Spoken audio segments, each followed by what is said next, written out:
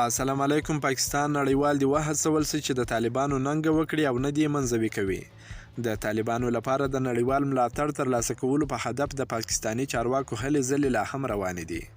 د پاکستان د بهرنیو چارو وزیر شاه محمود قریشي نه وروسته چې د متحده ایالاتو په ګډون یې د نړۍ څخه غوښتې وه چې د افغانستان کنګل سوي شتمنۍ دې پرېږدي، د پاکستان صدر اعظم عمران خان هم په ملګرو ملتونو کې په وینا کې په نړۍ غږ کړی دی چې د طالبانو د منځوي کېدو پر ځای د هغوی ملاتړ وکاندي.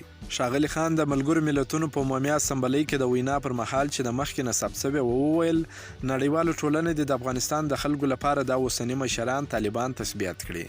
د پاکستان صدر اعظم زیاته کړه که افغانستان اوس مهال له پامه وغورځوو د ملګرو ملتونو د معلوماتو په اساس د افغانستان نیمایي نفوس د خطر سره مخ دی او تر بل کاله به نوي فصلو کې افغانان د غربت کرښې نه ټیټ سي. عمران خان په خپلو خبرو کې یادونه وکړه چې طالبان د بشري حقونو د درناوي د ټولشموله حکومت د جوړولو او دا چې ترهګرو ډلې ته به ځای نه ورکوي ژمنې کړې دي.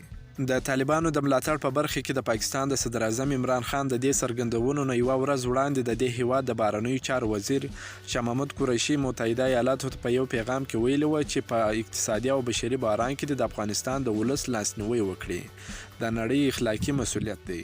قریشي دا پیغام د امریکا د بهرنیو چارو وزیر انټوني بلینکن سره په ملاقات کې ورکړی و. د نړۍ یو شمېر هیوادونه وایي چې طالبان د ټول شموله حکومت جوړ کړي، بشري حقونه او په خاص ډول د ښځو حقونو ته د درناوی وکړي او بیا به د طالبانو د اعمالو ته په کتو پرېکړه کوي چې د هغوی حکومت په رسمیت پیژني که نه.